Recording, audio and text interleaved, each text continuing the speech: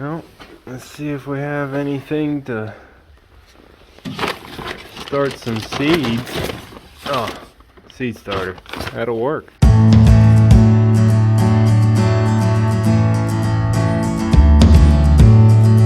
Welcome back to Whitt Acres. It's finally time to start some seeds. It's going to be the first round of seed starting here in Zone 6 for my garden. We're in Zone 6A, Western Pennsylvania, for anybody who doesn't know or anybody new here to the channel. But it's time to get out some pots. So I'm out here at my little potting shed box. And she's full. I need to figure out what I need to grab.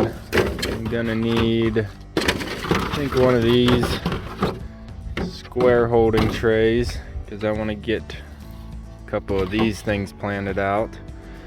And I'm definitely gonna need a 10 by 20, so I'll pull that out. But we are going to be starting. I like these. These are going to be nice for brassicas. These nice thick cells are going to be good for brassicas. They don't like their roots disturbed a lot, so we want to give them a good starting point. That's going to be those. So where's the rest of those? Go away in here. Yep, those are 4-packs. Could probably use 4-packs, but I'd rather use 6. Where are they?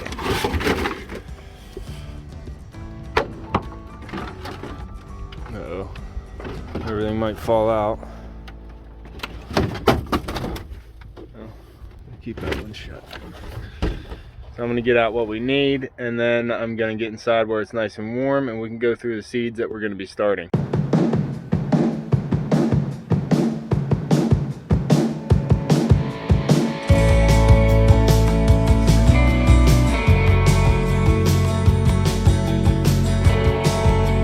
Okay, so I have my seed starter. What I need to do, and it's best to use a nice big bucket. Go ahead and pour all the seed starter out into the bucket.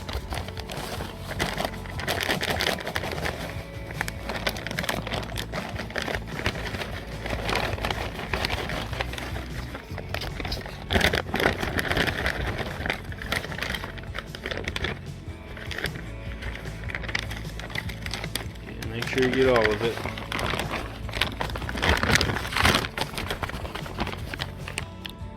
And I have some water that I just pulled out of the aquarium, doing a water change, so this has a lot of nice fish nutrients in it.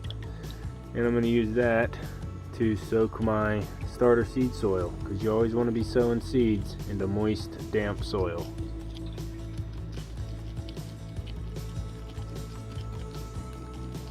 I should do. Then get in there with your hand and mix it around very well, making sure there's no dry air pockets. Add more water if you need to, but get it very well incorporated into the peat, because the peat can't be hydrophobic, so you want to squeeze those lumps out, get it mixed in very well. Need some more water and some more mixing.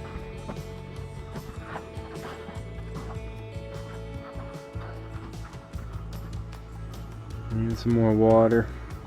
Like I said, this can be hydrophobic, so what that means is it will repel the water and not want to absorb it readily. So I'm actually going to add some water here and then let it sit so it can absorb it over some time, and that'll get a nice, real nice moist medium to start all my seeds in. I'm just going to work that around. And then I'm going to let this sit and absorb all the water that I just put in. While that's getting wet, we're going to go through what seeds we're going to be starting today on pop. We have these 2 by 2 by 3 inch deep trays, and they'll be perfect for my brassicas, because I think I can sow the seeds in here and leave them in here without up potting all the way up until planting them out. So we'll be using those in a 10 by 20 solid tray to be starting. I have 2 sets of that set up. And then I have a tray with 8 of these 4 by 4 by 5 4 by 4 by 5, and those are going to be for my alliums. So I have some MI Gardner, some Berlin seed, and Baker Creek heirloom seeds, as well as some Walmart and Tractor Supply seeds sown in there too. But we'll start off here with the onions. I'm going to be starting white sweet Spanish, Patterson onion, and red wing onion. This one's obviously red, and these two are white. I will be getting a yellow onion as well, but I don't have that yet. And I don't have my green onions, the bunching onions, but they'll all be started the same as the other onions, so no worries there. I'll also be starting the American flag leek and the Grossfruit Tiger fennel from MI Gardner. So we'll be getting those started in these, and we'll be multi-sowing them into these cells here, and then they'll be able to grow for a long time in these cells, and we'll be able to break them apart individually and put them out into the raised beds when it's time. The other family of plants that we're going to be starting is the Brassicas, or the cabbage family some say, but that will be cabbage, broccoli, cauliflower, some cabbage Nero Discana, some fancy cabbage, some Asian cabbage, some kohlrabi, and I will be getting some more artichokes because this seed pack is empty. So I need some artichoke seeds there as well. Like I said, I am in zone 6A, Western Pennsylvania, so this is what I'll be starting 12 weeks out from my expected last frost date, which I expect it to be right around the end of May. So this is what I'll be starting inside under grow lights to get a jump start on the season coming up. Check on the soil here. Feels pretty wet. Just give it a little mix around, get it nice and even. You gotta get your hands in the dirt. It's a good feeling to get your hands in the dirt, especially right after winter. It's a nice feeling to finally get back in it. Now what we're looking for is a nice consistency, not too dripping wet, which this is actually pretty wet, but where it'll hold together and then lightly break apart. It'll have a nice clumpage, but very brittle. So this will work. It's a little wetter than I actually want it, which that can be remedied with a little bit of worm castings, vermiculite, or more seed starter mix if you have it. I do have some worm castings out in the greenhouse, I believe, so let me go get that. Let's go, pup. So the greenhouse is closed off right now, but I know I have some cow manure and worm castings right there on the shelf. So all I have to do is reach in here. Just gotta reach in and get it. That'll do.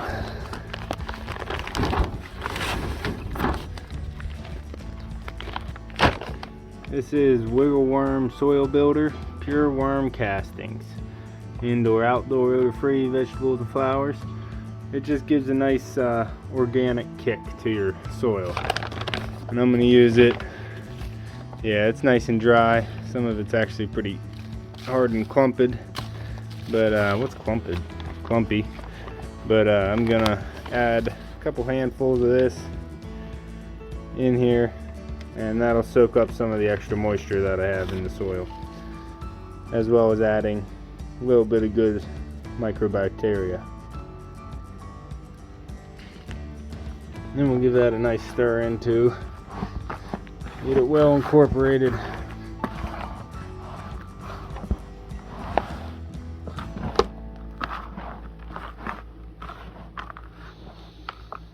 Okay, now we have a good mix to start some seeds into.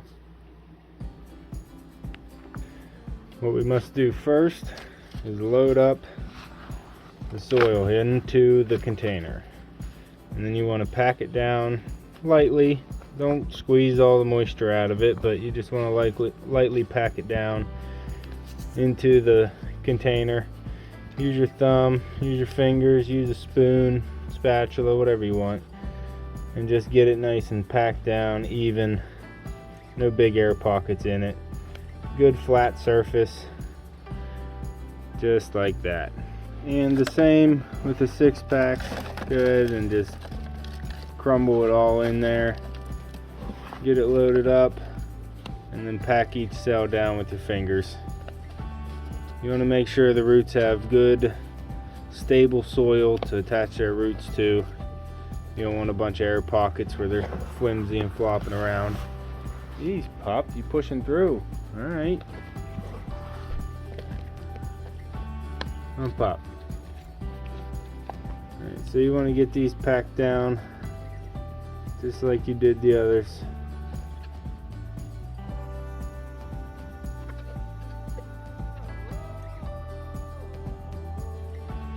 And that's what you're looking for. Beautiful soil to start some seeds into. Alright, so I way underestimated how much soil was in that bag, but we got something to get started with here. So we'll start with the onions.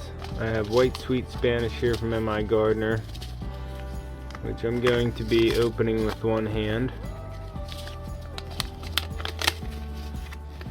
And we have a bunch of seeds in there. They're small black seeds.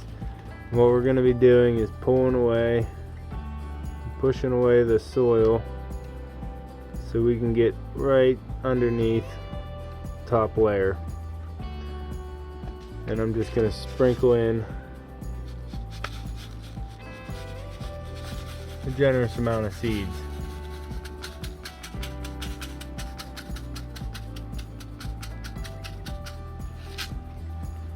Looks like a good amount. Can you see them all in there? Now just lightly touch them so they can all press into the soil and not floating on top of each other. And then take that soil that you have piled up there and gently back rake it across the top, and then give it a nice light packing back down in. And this will start good about 100 onions for you. Pack them in like that, and then once we're done sowing, I'm going to come in here and water everything. So that's really how you sow onions, whether it's a bulbing onion or a bunching onion. You can sow them that tightly together, just about a 1/4 inch under the soil. And then as they grow, they have very strong root systems. As they grow, they'll get real bushy up top, and you can pull the whole block of soil out of this cube and break them all apart into individual onions, like I've showed you in the video last year planting out my onions. And we'll be doing it the same way this year too. So we'll go ahead, and I'm going to put my seed pack on that one so I remember that's the one I marked or planted in. But we're going to go ahead and do the same to this one.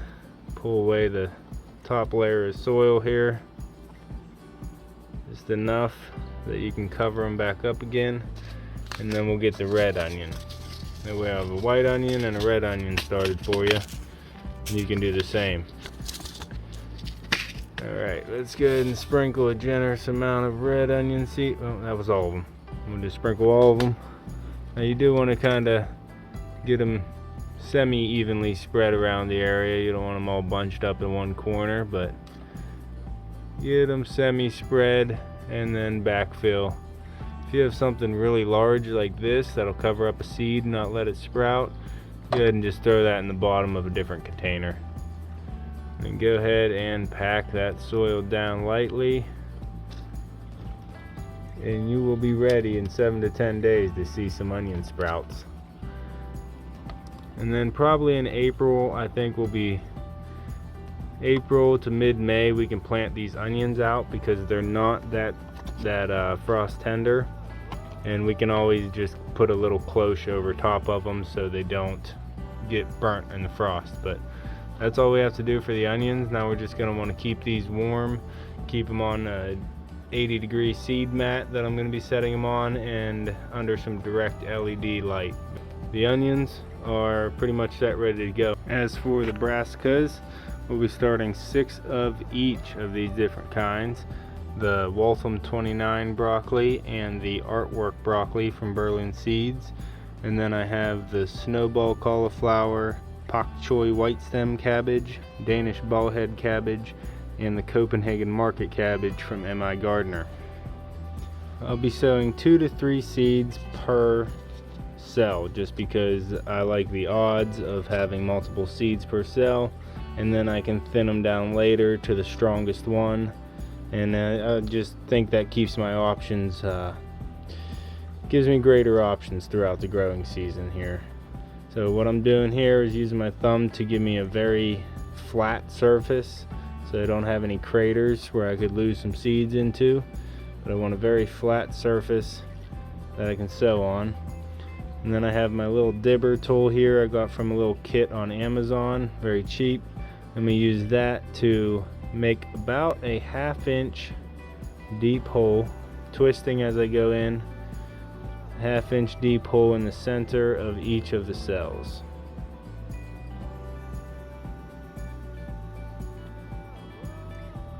Twist in and twist out for a nice clean hole. Now what you want to do, take your seeds here, take your seeds in your palm. See how small they are? I like to do it this way by just picking up 2 or 3 seeds and then dropping it into the hole. I find this easier and more controlled than doing it sprinkling out from the packet. So I'm just going to get a few here and just lightly bury these seeds. I said about a 1/2 inch, but some of them will go deeper, some of them will be a little bit more shallow, just where they land in the hole. And you want to just lightly cover to the thickness of the seed. So you can see this one, it's kind of a small seed, so you don't have to go very deep, but just get them lightly covered so that they can get plenty of moisture underneath the soil instead of drying out on top of the soil. Okay, and then I'll just take the rest and dump them back into the package for my next sowing. Now that was the pak choi white stem cabbage, an Asian cabbage, which is really good in stir fries. And you can even just saute that with some soy sauce on its own, a little bit of seasonings, and pak choi is a really good entree or side. The Danish ballhead cabbage will be next, and it has just as small of seeds, so you want to go through and lightly pack down your surface so it's nice and smooth. It doesn't have any large pieces of wood in them. Go ahead and throw that in the bottom of a different container. It won't hurt the seedling if your roots go around it when it's in the bottom of the container, but if one of these large sticks cover up the seedling as it's popping out of the soil and it can't get any light, then it can definitely damage the health of that seedling. So we're going to go ahead and get another set ready here. Pour out some Danish ballhead cabbage.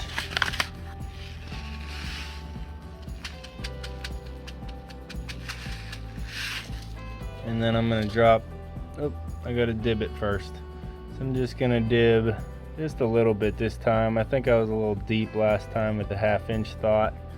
So I'm going to go about a 1/4 inch.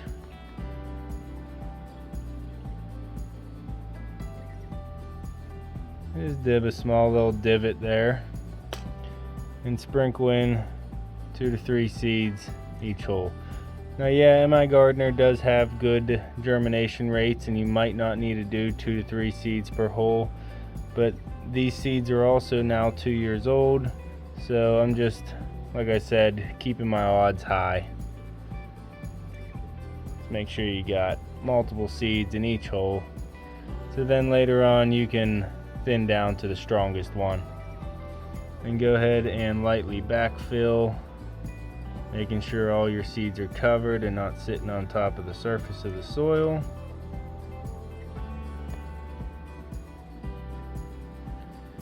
And then extra seeds go back in the pack and put your marker on it. Now that's not really a marker. I'll get some markers here in a bit, but this is just what I'm going to do to keep track of them as I'm going along.